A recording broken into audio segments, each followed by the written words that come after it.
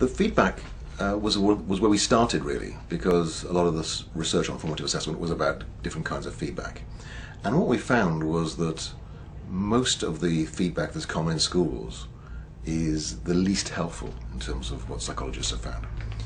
So there's lots of different ways of looking at feedback, but a very important way of thinking about feedback is whether it's ego-involving or task-involving.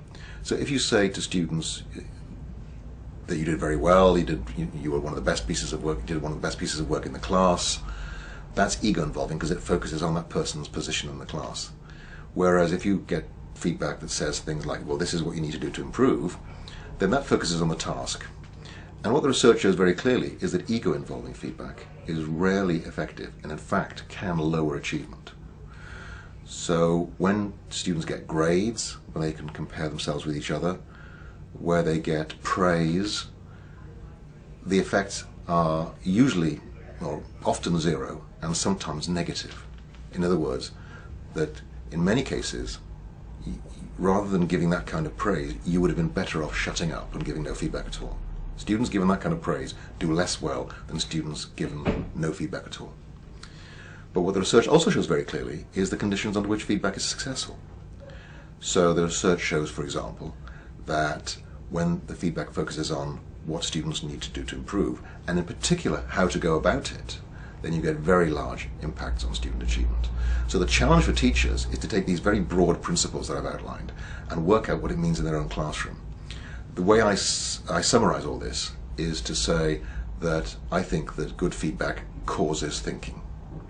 The really important thing is that when a student gets a piece of feedback, the first thing they do is think, not react emotionally, not disengage, but think.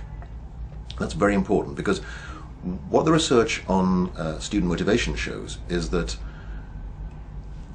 when they're faced with a task or with a response to a piece of work, students basically make a choice between deciding either to protect their well-being or to engage in activities that will actually help them grow as individuals and in their achievement.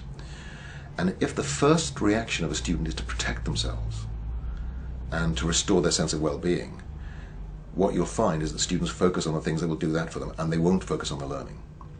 So what we need to do is to give students feedback that helps them move forward, give them feedback that makes it clear that ability is incremental rather than fixed.